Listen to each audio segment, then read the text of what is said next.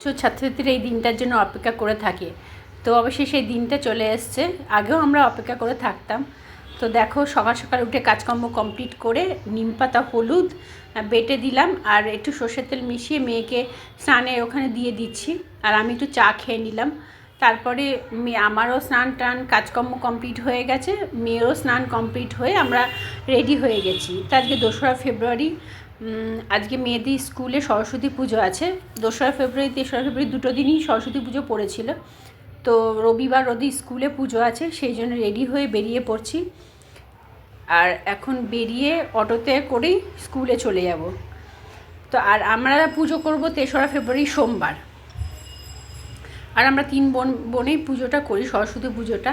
আর দেখো অটোতে উঠে গেছি, অটোতে উঠে গেছি। এরপর তাড়াতাড়ি নেমে যাবো।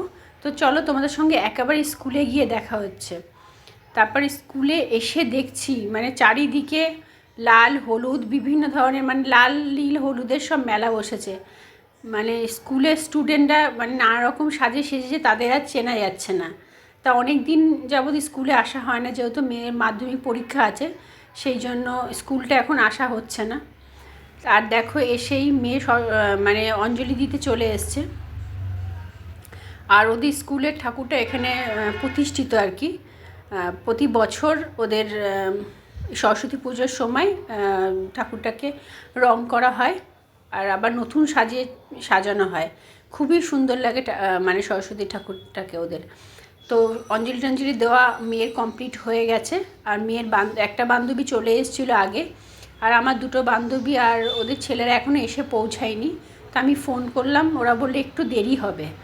তো আমরা হল ঘরে চলে এলাম। পুজো টুজো অঞ্জলি দেওয়ার পরে এই দেখো রাজামশাই এখানে এসে এখানে প্রসাদ বিতরণ হচ্ছিলো। তো আমরা এখানে এসে প্রসাদ নিয়ে নিলাম। প্রসাদ নেওয়ার পর আলাদা জায়গা আছে, ওখানে গিয়ে আর কি প্রসাদ খাচ্ছি।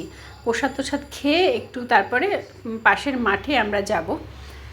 তো দেখো মাঠে চলে এসেছি। এই মাঠে বড় করে পুজো হয় আর মেলাও বসে, বিশাল বড়। দেখো চারিদিকে মেলা বসেছে। আর এই হচ্ছে স্কুলের পাশের মাঠের হচ্ছে প্রতিমা। তো খুবই সুন্দর। তখন ওখানে পুজো হয়নি। আর আমার দুটো বান্ধবী আসতে একটু দেরি হয়ে গেছিলো বলে স্কুলে আর অঞ্জলি দিতে পারিনি, সেই জন্য এখানে অঞ্জলি দেবে বলে বসে আছি সবাই আর গল্প করছি। সবাই মিলে আর কি গল্প টল্প হচ্ছে। আর আমার বান্ধবীরা সব ছেলে মেয়েগুলোকে একসঙ্গে ডেকে ফটো তুলবে বলে রেডি করছে। একজন এদিকে একজন ওদিকে চলে যাচ্ছে। তো কাউকে ফোন করে ডাকছে, কাউকে মানে এমনি ডেকে নিচ্ছে। আর অবশেষে সবাইকে একত্রে পেয়ে এবার ফটো তুলছে। কারণ কি এদের সঙ্গে সম্পর্ক আমাদের প্রায় 10 বছরের। যে ছেলে মেয়েগুলোকে দেখছো এদের সঙ্গে সম্পর্ক 10 বছর। সেই কেজি 1 থেকে এই বান্ধবীগুলো আমার কেজি 1 থেকে মানে বান্ধবী। তো অনেক দিনকার সম্পর্ক। তো ছোটো ছোটো ছেলেমেয়েরা যে কবে বড় হয়ে গেছে বুঝতেই পারছি না, মানে এরকম অবস্থা। সেই নিয়ে আমরা গল্প করছিলাম, অনেকক্ষণ গল্প করলাম। আর ওদের অঞ্জলিটা দিতে অনেকটা দেরি হয়েছে, 1:30 বাজে, তখনও ঠাকুরমশাই এসে পৌঁছায়নি। একটুখানির জন্য স্কুলে অঞ্জলিটা দেওয়া হলো না। আর আমারও একটু যাওয়ার তাড়া ছিল, তা আমি বারবার বলছিলাম আমি যাই একটু। তো আমি চলে গেলাম, তখন 2টো বাজে। আমি ওখান থেকে বেরিয়ে পড়েছি। আর ওদের তখন ঠাকুরমশাই সবাই ঢুকলো। তো পুজো জোগাড় করবে, তারপরে ওদের অঞ্জলিটা হবে। প্রায় 2:30-3টে বেজে যাবে বাড়ি যেতে যেতে। যেহেতু আমার একটু তাড়া ছিল সেই জন্য আমি বললাম তো আমরা চলে যাচ্ছি, তোরা পরে যাস। তো অটো থেকে নেমে আমরা হাঁটতে শুরু করেছি। তো চলো হেঁটে বাড়ি গিয়ে তোমাদের সঙ্গে একেবারে খাওয়া দাওয়া কমপ্লিট করে তাও দেখাবে। খুব জোরে খিদে পেয়ে গেছে। তো খাওয়া দাওয়া কমপ্লিট করে দেখো আমি রেডি হয়ে গেছি বাপের বাড়ি যাব বলে। তো চলো বাপের বাড়ি গিয়ে একেবারে তোমাদের সঙ্গে দেখা হচ্ছে।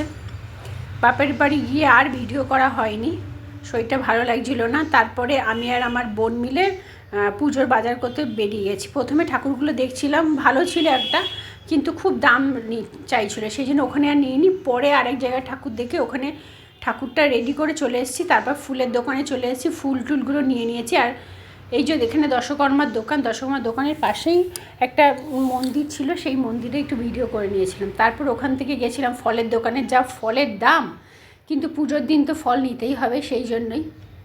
তারপর সব বাজার হাট কমপ্লিট করে তারপরে বাড়ি চলে এসেছি। তখন 8টাই বাজে, বেশি দেরি হয়নি। আমরা 6টায় বেরিয়েছিলাম, 8টার মধ্যে বাড়ি চলে এসেছি। কাছাকাছি সব বাজার পেয়ে গেছি, তো সেই কারণেই তাড়াতাড়ি হয়ে গেছে। তারপর বাড়ি আসার পর চাটা খেলাম, গল্প করলাম, আর কিছু ভিডিও করা হয়নি আর কি। তারপরে এসে দেখলাম মা বললো রাতে আজকে ছাতুর পরোটা আর আলুর দম করেছি। তো রাতে আমাদের খাবারে আছে ছাতুর পরোটা আর আলুর দম।